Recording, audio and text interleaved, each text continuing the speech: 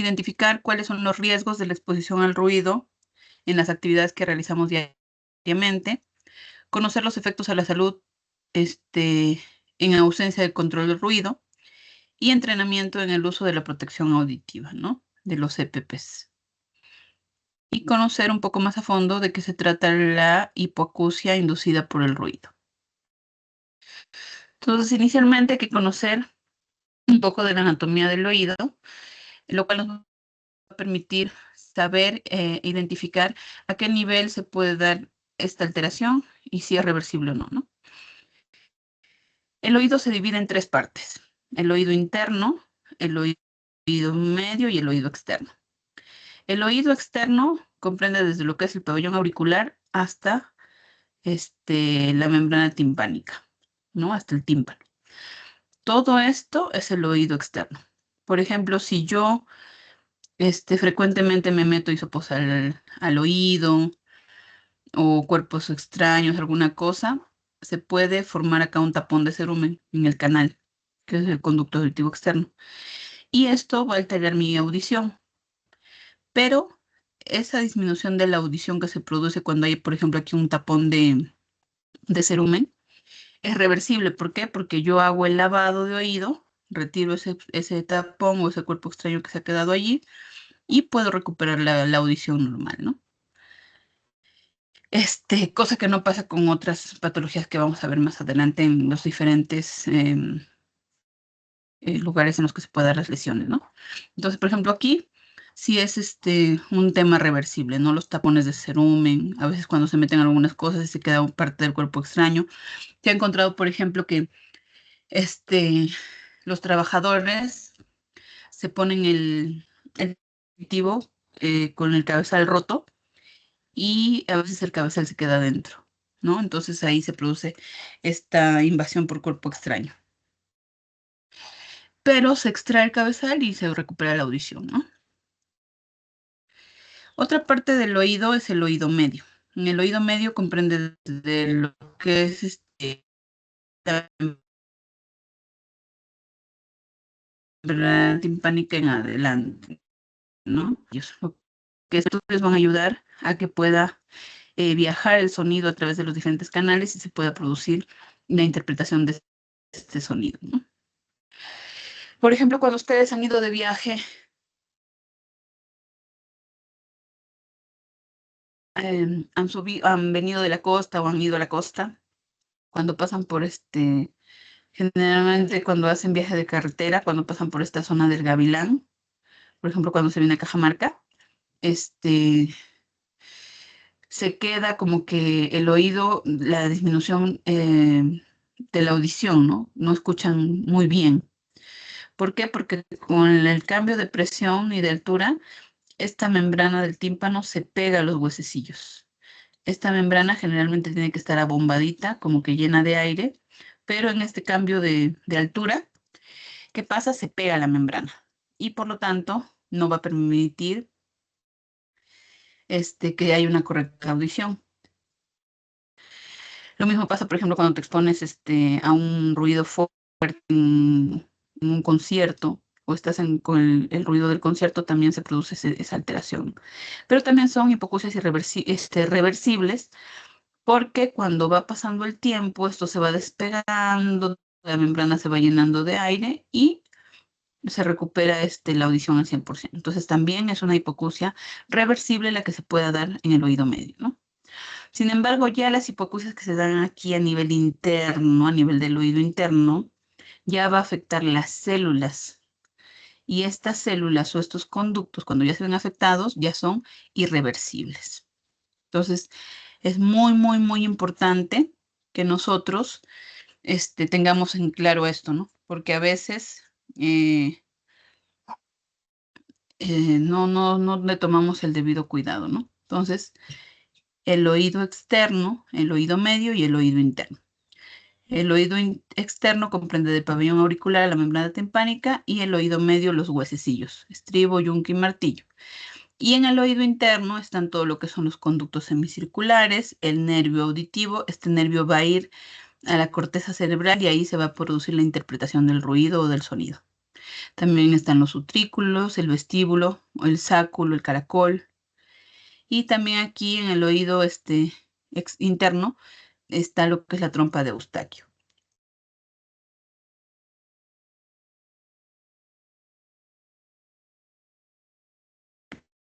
¿O cómo se interpreta un sonido? Primero tiene que venir una onda sonora. Esta onda sonora llega a nivel del pabellón auricular, en la oreja, y atraviesa lo que es el conducto auditivo externo. Luego llega y se choca con el tímpano. Al chocarse con el tímpano, hace vibrar los huesecillos que están en el tímpano, llegando así ya al oído medio. Esta vibración de los huesecillos martillo, yunque y estribo van a hacer que también se produzca la vibración a nivel de ventana oval, que ya está dentro de lo que es el oído interno. Y allí dentro del oído interno tenemos lo que es el caracol y está lleno de perilinfa. Entonces se va a producir esa vibración a nivel de perilinfa, llegando a la membrana basilar, la membrana tectoria y a las células ciliadas. Estas células ciliadas van a estar a nivel de lo que es el ganglio espiral y luego se dirigen por medio de la ramo díptico a la corteza del cerebro. Hay uno de Brodmann en el lóbulo temporal. Entonces, si por ejemplo tú recibes en el lóbulo temporal un golpe a esta altura en el lóbulo temporal, se puede ver afectada tu audición. ¿Por qué? Porque miren, es el último paso para que se pueda interpretar la audición, ¿no? Entonces es importante también tener en cuenta eso. ¿Qué viene a ser un sonido? Es importante que tengamos en cuenta qué es lo que vamos a evaluar, ¿no? ¿Qué es lo que se determina? El sonido va a ser una vibración. Esta vibración se va a propagar en el aire en forma de ondas. Siempre el sonido se propaga en forma de ondas y que va a ser percibida por el oído humano. Si es que es una sensación agradable y a niveles soportables, pues se convierte en un sonido. Pero si ya es un sonido desagradable que produce molestias, ya se convierte en ruido, ¿no? Entonces, por ejemplo, la Organización Mundial de la Salud y la Organización Internacional del Trabajo dicen que el ruido es un sonido desagradable y molesto, con niveles excesivamente altos que son potencialmente nocivos para la audición. Entonces, un ruido es cuando ya te molesta, cuando ya empieza a causar daño, ¿no? El ruido viene a ser el sonido no deseado, que por sus características es susceptible a producir daños a la salud y al bienestar de los seres humanos, ¿no? Este puede ser constante. Si es constante, es un ruido que va a estar permanente en las 8 horas que yo esté trabajando, permanentemente yo voy a estar expuesto a este ruido de manera constante. Es intermitente cuando va dando ciclos, ¿no? Inicia, luego pasan unas horas y de nuevo hace el ruido y así. Entonces es intermitente. Y es de impacto cuando es un ruido que dura muy poco, pero es muy, muy extremadamente fuerte y puede producir daños a nivel del oído, ¿no?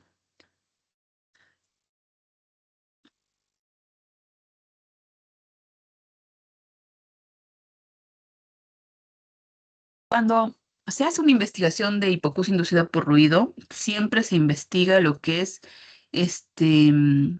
cómo perjudicó este ruido, ¿no? Porque, por ejemplo, un personal administrativo, su exposición a ruido va a ser muy diferente a la de una persona que se encuentre en su casa, ¿no? Entonces, cuando hay una alteración de lo que es el ruido, de la percepción del ruido, o queremos investigar una hipoacusia inducida por ruido, tenemos que investigar todo esto, los factores de influencia en el ruido. ¿Cuáles son? Tiempo de la exposición. ¿Cuánto tiempo del día o de tu jornada laboral te expones a este ruido? El tipo de ruido, como ya constante, intermitente o de impacto. Identificar. Si es que hay lesiones previas en el oído, ¿no? Hay algunas personas que ya nacen con alguna alteración a nivel de oído. Hay algunas malformaciones también que se dan, entonces hay lesiones previas, ¿no? La sensibilidad individual, ¿no? No es lo mismo una persona, por ejemplo, escucha a volumen o ve la televisión a volumen de 8, mientras que tiene que escucharlo a nivel de 12, de 15, ¿no? Entonces, cada persona es sensible, ¿no? Y la distancia a la fuente ruidosa. Es importantísimo la distancia porque de acuerdo a la distancia, mientras más cerca esté a la fuente ruidosa, más probabilidad tengo de exposición al riesgo, ¿no?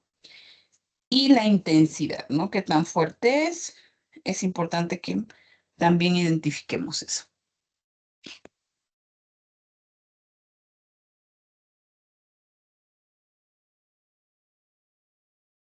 Entonces, para identificar el riesgo, que en este caso es el ruido, hay que tener en cuenta el tipo de ruido, la magnitud, el tiempo de exposición y la sensibilidad individual y la distancia a la fuente, ¿no? Eso es lo que ya hablamos hace rato. ¿Cuál es el tipo de ruido que tienes, o el que te expones? ¿Es constante, es intermitente o es el ruido, ¿no? Constante, intermitente o de impacto, ¿no? La magnitud del ruido, qué tan fuerte está. El tiempo de exposición. No es lo mismo exponerte 1 hora que exponerte las 8 horas de trabajo, ¿no? La sensibilidad individual, ¿no?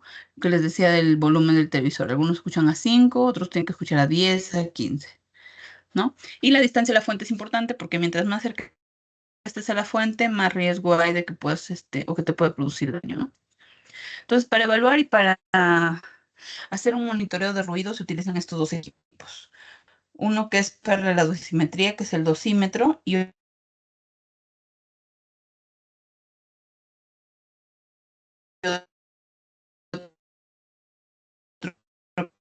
que es para la sonometría,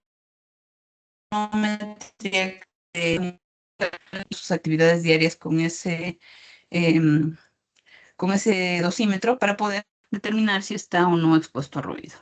Y la sonometría va a identificar las fuentes generales a las que está expuesto, ¿no?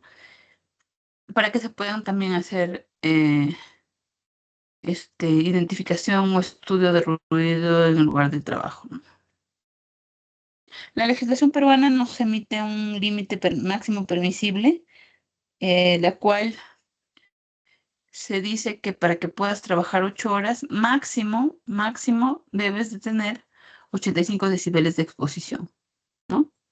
Entonces eso sí hay que verificarlo, y hay que tenerlo muy presente, ¿no? Hasta ahora en ninguna operación tenemos niveles superiores al 80, así que solo se hacen los monitoreos para hacer un seguimiento, porque en realidad todavía este monitoreo, tú haces un monitoreo hasta 85 decibeles, eh, con exposición de 8 horas, no hay riesgo, ¿no? Entonces, los niveles de ruido pueden variar desde 0 hasta 140, siendo los más altos más lesivos y más molestos, ¿no? ¿Cuáles son los efectos que produce el ruido en el ser humano? Entonces, miren, a veces decimos, no, que es solo ruido, pero miren cuántos efectos y cuántos cambios produce el ruido en tu cuerpo.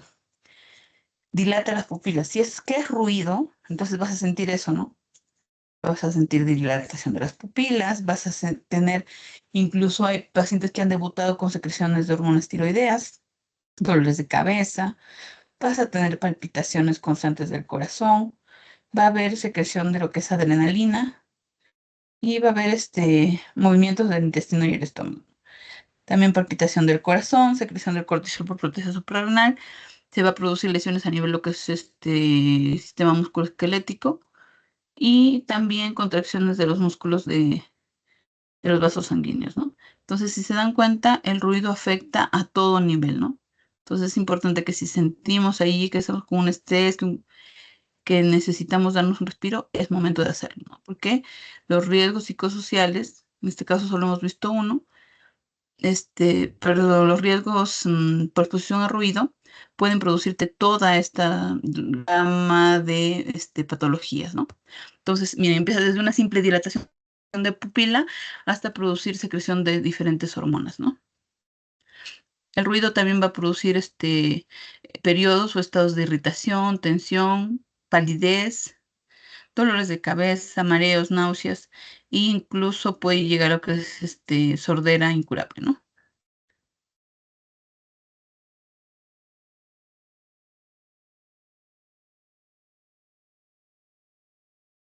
Bien, los efectos del ruido también, cuando no se tiene ausencia de controles, pues va a haber problemas en la comunicación, ¿no? Como ya el trabajador va a tener más disminuido la audición, vas a tener que gritar más para poder comunicarte, ¿no? A veces no te escucha.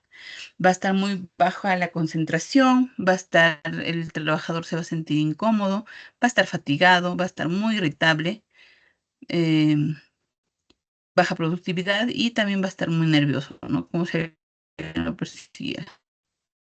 Entonces, es importante identificar también estos factores, ¿no?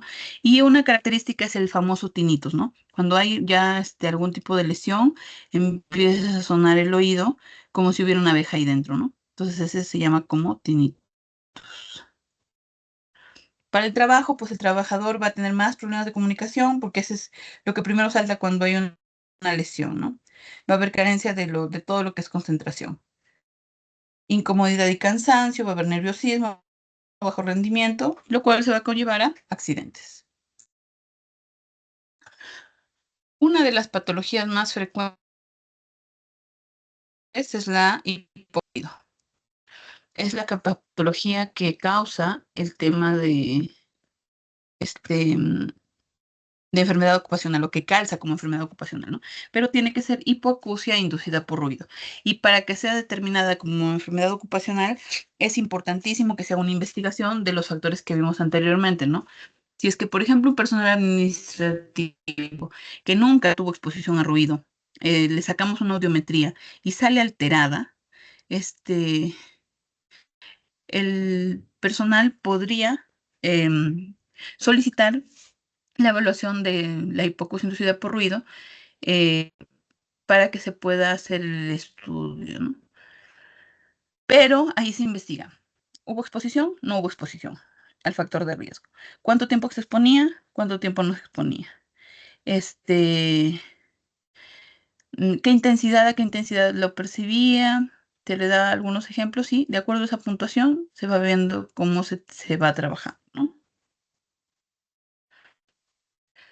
Hay muchos factores que originan las hipoacusias, no solo el ruido, ¿no? Entonces también, por ejemplo, te golpeas la cabeza, también puedes tener problemas de oído. Si usas medicamentos sin receta médica, este, también, ¿no? Porque hay algunos medicamentos que son ototóxicos, algunas drogas que nosotros tomamos como si fueran caramelos, por ejemplo, el ibuprofeno, que produce efectos lesivos en el oído. Enfermedades virales, también se ha demostrado que hay enfermedades virales que bajan mucho las defensas y por lo tanto también producen hipoacusia, ¿no? Y exposición a ruido de gran magnitud, ¿no?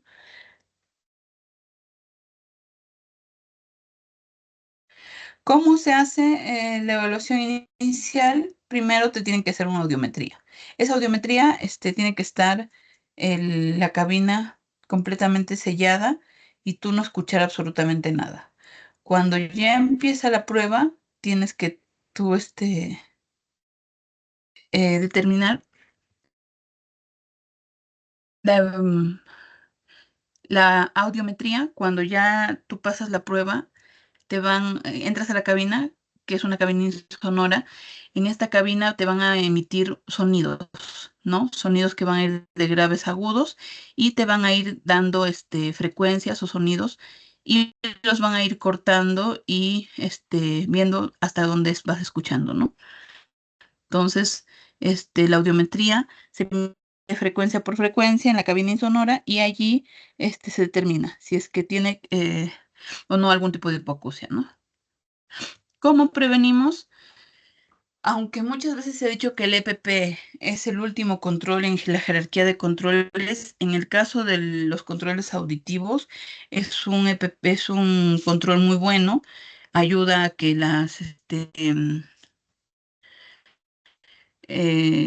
los tapones auditivos o las orejeras ayudan a que el personal no tenga diagnósticos de hipoacusia, ¿no? Entonces es importante que si ustedes se exponen a ruido, usen sus protectores auditivos. Por ejemplo, si ustedes van a hacer una visita en alguna compañía minera o en alguna empresa y ven este símbolo que dice uso de protectores auditivos obligatorio. Sin pensarlo, hay que ponerse los protectores. ¿Por qué? Porque quiere decir que en esa zona que está señalizado así, probablemente el ruido sea mayor al que, al permisible, ¿no? Entonces es importante eso. Tenemos diferentes equipos de protección personal. Lo importante aquí es que el colaborador los use y los use de manera adecuada, ¿no? Hay que cuidarlos, hay que darles su mantenimiento. ¿Para qué? Para que después no estén, teniendo problemas con el tema del EPP correcto, ¿no? Entonces, por ejemplo, para colocarse de una manera correcta el lápiz, perdón, el tapón auditivo, es importante identificar qué tapón se nos acomoda mejor, ¿no? Hay tapones de jeve, hay tapones de, estos que les dicen gomitas, hay tapones de goma, hay tapones, sintéticos, hay tapones de diferentes formas. Entonces, lo que tenemos que hacer aquí es, si por ejemplo es un tapón de suave, se tiene que enrollar el tapón con los dedos y traccionar la oreja contralateral, como están viendo, hacia atrás y hacia arriba. ¿Para qué? Para que el conducto auditivo externo esté puesto de manera eh, normal, ¿no? Y no tengas lesiones. Luego que jalas la oreja, introduces el hisopo, lo vas introduciendo hasta que se impermeabilice la membrana, ¿no? Una vez que terminas tu evento, separas y cambias ¿no? Entonces mantenga el tapón con un dedo en el interior del canal, cuenta en voz alta hasta 20 o 30, mientras espera que el tapón se expanda, ¿no? Porque lo vas a doblar un poquito y luego se va a expandir, ¿no? Entonces, miren, aquí está la forma correcta de un tapón de Hebe, por ejemplo, que son los que comúnmente usan ustedes. Vamos, se dan cuenta cómo el conducto auditivo no es tan recto, es un poco ovalado. Entonces, al tú traccionar la oreja, como vimos en esta imagen de aquí, cuando tú traccionas la oreja hacia atrás y hacia arriba, el conducto ya se pone derecho. Entonces puedes entrar sin dificultad. ¿Ya? Es importante eso. Entonces, introduces, no es que vayas a meter muy profundo, solamente llegar hasta donde termine el cabezal y con eso ya estamos protegidos. Bien, entonces hay diversos elementos de protección auditiva. Tenemos los cascos antirruidos, tenemos las orejeras, tenemos las orejeras acopladas al casco. Entonces lo importante es que así tengas un grupo o una exposición a ruido, siempre se use o se tome cualquiera de estos elementos, ¿no?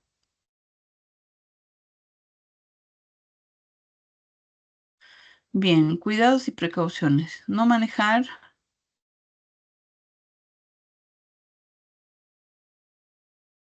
¿ya? Entonces es importante aquí.